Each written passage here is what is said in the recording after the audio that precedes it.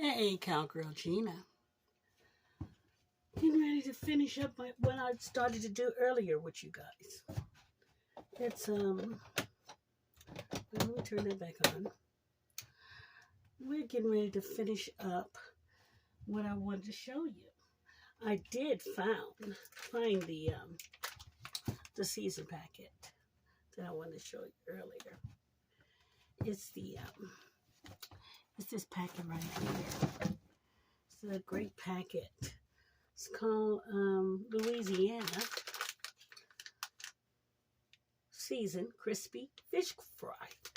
But what I do, I put the ingredients inside about a half a cup, not even a half a cup, maybe 1/4 of a cup of season.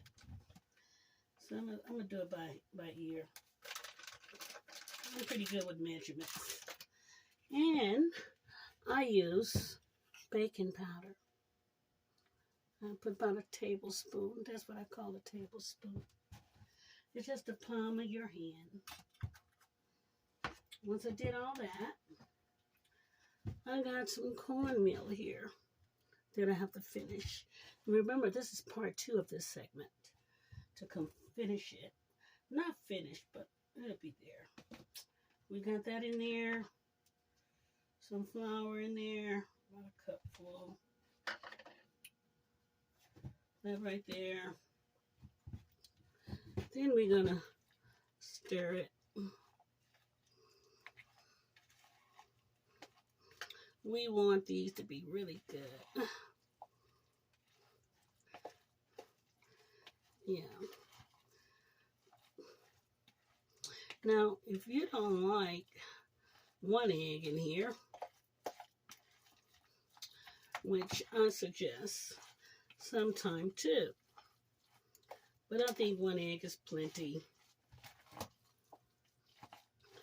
We want to make sure that this is in there right.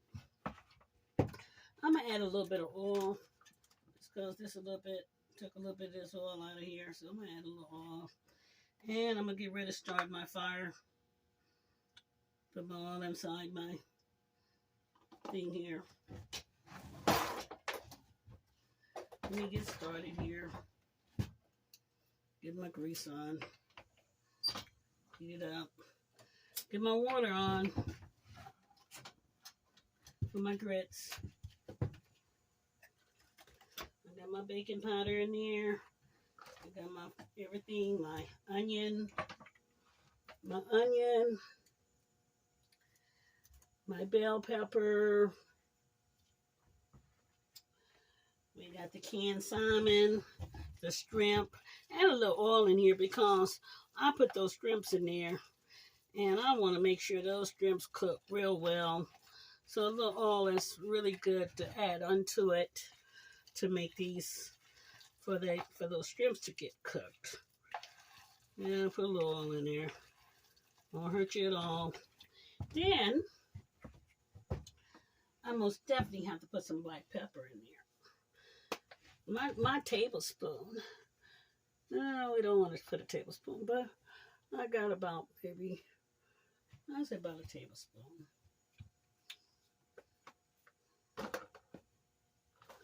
I'm cooking the old school way. Those of you that don't know, I got enough season in here, so I don't have to use too much season. I got about maybe a tablespoon, about 2 teaspoons right here with my hand. I'm good with measurements, guys, so because one other thing too, I have high blood pressure. I can't overdo the season. And one thing about cooking with this, you have to make sure that your oil is really hot. So I'm going to put you on hold for a minute because I want my heat in my pot that I'm cooking my salmon balls really hot. That way you guys can enjoy what I'm doing the right way with a good hot stove with oil that is so hot that when I put it in there, you can see the bubbles and stuff. So hold on, don't go anywhere. Don't go anywhere. Hey, Cowgirl Gina has started again. I found the season. I showed you the season packet.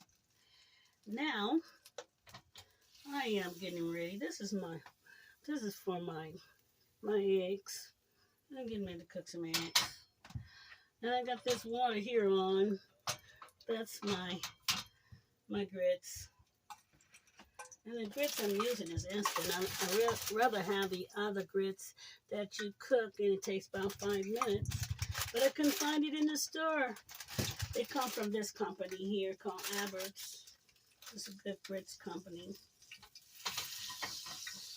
Now I'm ready to put I'm going to turn this off. This is the margarine for my eggs.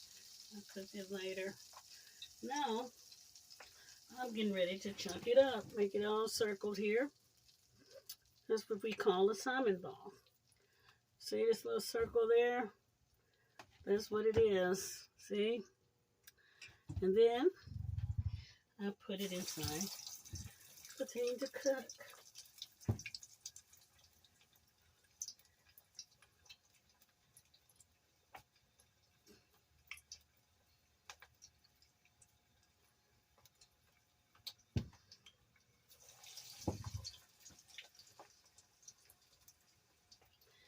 I use this tablespoon to measure it.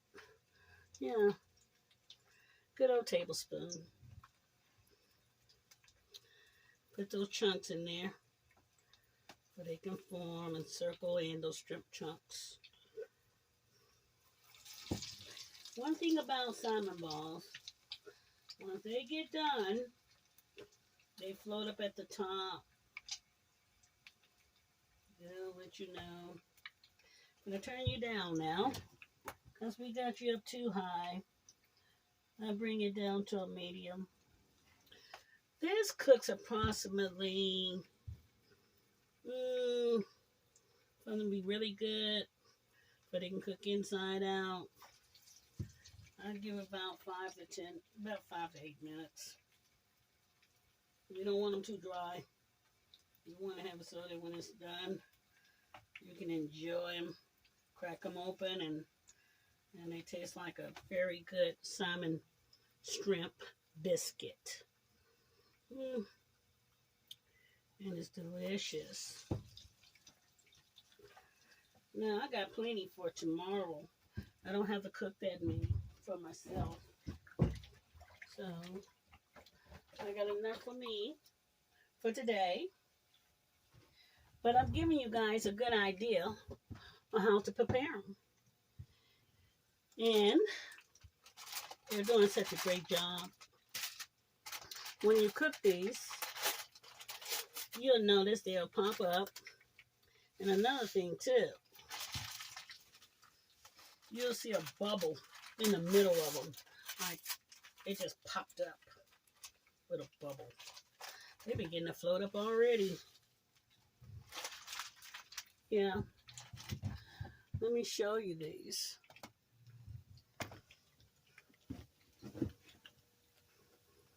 Got it cooking. Yeah.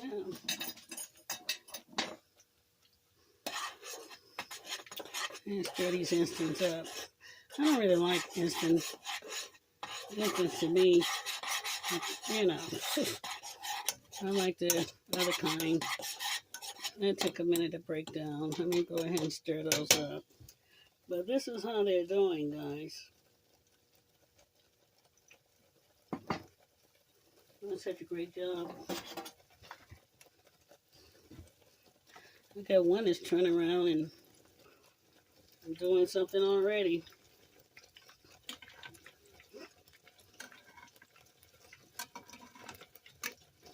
Yeah. They're looking great. Now the grits.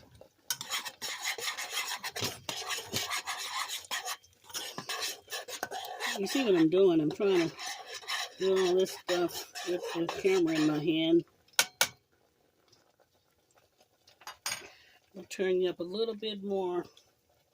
So like my fire is down a little bit too low on that, so we'll turn it back up some. Like I said, it takes about 5 to 10 minutes to cook. And when they do cook, you are going to say yummy, because they are going to be so delicious. So, I want you to enjoy what I'm preparing. And looking great.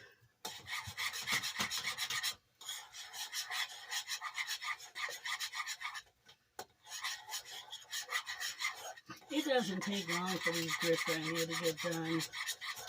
No, it doesn't. These 2-minute grits that you get from the instant packet. And I don't care for them, but I eat them when they run out of grits, because I love grits. And that's a fact, I love grits. And I'm going to continue to keep cooking these. Got my eggs. Yep. Got my eggs. So my Amy, she loves to put milk in her eggs, which I do too. That's the old school way. Back in the day, they put milk in the eggs. Southern way of cooking from the old school of people from the South. Some East Coast people does it that way as well. But this is my mom and my grandma, my grandpa, and everybody way of cooking salmon balls and eggs. And I hope you enjoy it, because it's a delicious meal. And it's still being cooked, because I gotta make sure it goes inside and out.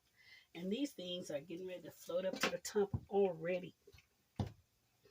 And I'm waiting on them to brown some, because they're at their best when they're good and brown. Yes. This is a Southern recipe from the 1800s, slave time. Back in the day when my